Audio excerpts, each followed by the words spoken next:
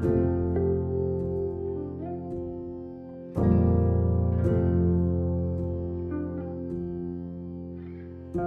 name is Alaina Clark. I'm an 8th grade science teacher at Lake Region Middle School, and I helped write our proposal for the RREV Award to try to get more outdoor learning at our school. It's been a roller coaster for our pilot, I would say. We started off with a very strong team of teachers who were super dedicated to this, and our principal was super dedicated to this, and everybody's heart was in the right place. And then over the summer, pretty much everybody left, and just for different jobs for reasons that made perfect sense, like their commute was so far and things like that. But so it ended up being me, and then I was just again able to ask, and more new people and other people came in and were like, yes, this sounds like a great project. But so it's been a lot of transitions that have happened with our project. So I got involved with our facilities director at the for the district, and he and I kind of made a plan for our school, like what would work best to in terms of structures for our school. And we came up together with the placement of our greenhouse that would make the most sense so that students could access it throughout the day, especially with the schedule of the day, to make it easy to go outside and get back in. And he worked with the town of Naples to make sure that that was allowed. And so we got a lot of community buy-in with this project, which I just really, that was the thing that surprised me the most, I feel like, is just how many people just want to help and are super excited about thinking outside the box with education. Yeah. What impact of what you've done and your programming, and what impact have you seen it have on students? What do you notice? I mean, the biggest thing that comes to mind right now is for our Maple Festival that we just did. It was a brainchild of our outdoor community, our outdoor learning committee. And when we started telling students about it, they immediately were like, how can I help? Which is not a general thing that middle school students say. They're usually just like, okay, what are you going to do for me? It's just in general. And it was just so different. We had 20 students stay after school yesterday to make about 500 pancakes. And then in those 20, there were 10 who were like, what else can I do? And so they set up all the tables, and they made posters, and they kind of organized the whole thing for me. And I just had to say, okay, bring this to room 2, bring this to room 102, and it was just so much enthusiasm with the students. And I think as we have our structures finally get built, we're gonna find more and more of that. They're excited to kind of take charge of their own learning a little bit. It's been cool. And we have a lot of community support in general. I was just talking to our state ranger, Michelle Warner, who she was like, anytime you need me, I can get Smokey the Bear here. I can do little guided walks in your woods. I can talk about managing your forest. And it was just of course. And we just have people who are just willing to, they want the best for our students and their community, and they're just willing to step up, and it's a great place to be. Can you tell us a little bit about, because we had in our interview with your admin, they mentioned that outdoor learning committee. Can you share what that is and how that came to be? Yeah, so it came to be because of the RREV Award.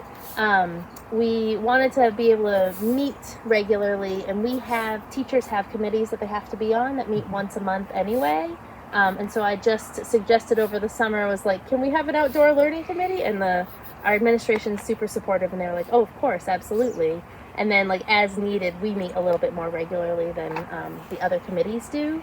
But we are coming up with lesson plans for teachers to go outside. We've organized all the supplies. We have an outdoor learning supply closet now where teachers can access different materials. We've got binoculars and field scopes and ponchos and rain boots and all the stuff that you might need. If you had come this morning, all our 8th graders were wearing ponchos and rain boots because it was raining. And so it's just our committee's goal is to make it easier for a regular education teacher to take their class outside, so they don't have to think through everything. They can be oh, I'm going to do this lesson, and this fits my curriculum. So We created a Google Drive that has lesson plans and a list of all the materials that we have. That I would direct them to that first. Okay. I would also direct them to our librarian who has books on teaching outdoors, and she created an outdoor center in Alabama, and so she just has a strong passion for teaching outdoors. And anytime teachers want to take teachers outdoors, she's willing to go with them. Mm-hmm. So like an extra adult, and then I would just like ask them to what they're teaching right now, and I would also probably brainstorm with them because I love it as well. Mm-hmm. But I would probably direct them and like show them our closet with all the materials too. Mm-hmm.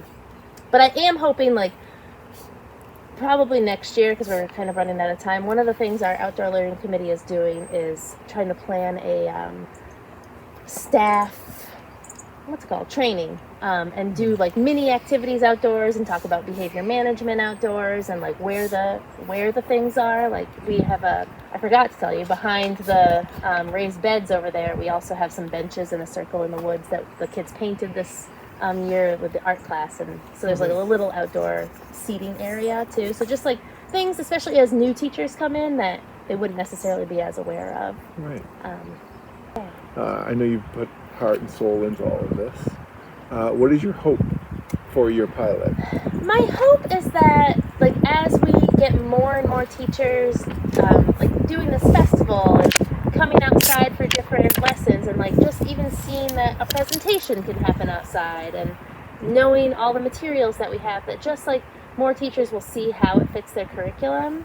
Right now, my goal is for social studies teachers to understand that it can fit their curriculum super well, because I've got a lot of buy-in with science and math, and the social studies teachers are just like, I don't know. And so that's like, now I want every teacher in the school to see that this could be something that works for their classroom, and like, because students, especially when they come in, it feels like their brains are calmer, they're like able to have good discussions, they're like smiling and laughing, and I just think that the more we kind of incorporate it and the more we get used to it, we just have like we have trails that go up to the high school. We just have so much right here that I think is not being used that much, and I just want to see more kids outside, and that's my goal.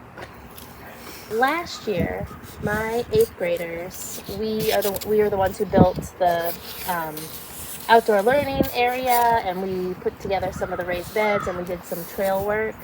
And I just had a student who, for most of the year, didn't really enjoy science class. Was like, what's the point of me learning this? Like, had that kind of attitude with a lot of the things that we were doing. And when we came outside, and like he was digging a hole to like put the bench in, he was like the leader of the group. He was like, this is how you do it, like this is what I and he just was like super into it, super proud of his work.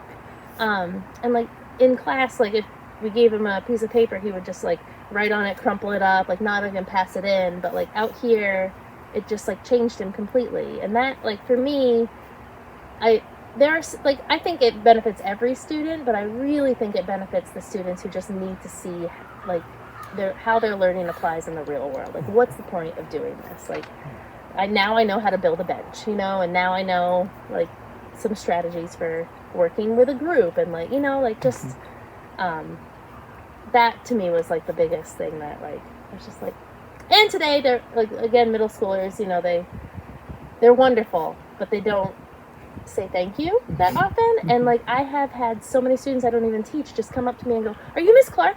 Thank you so much for this day. I'm loving this." And like, it's just been like, the community piece of it is really blowing me away.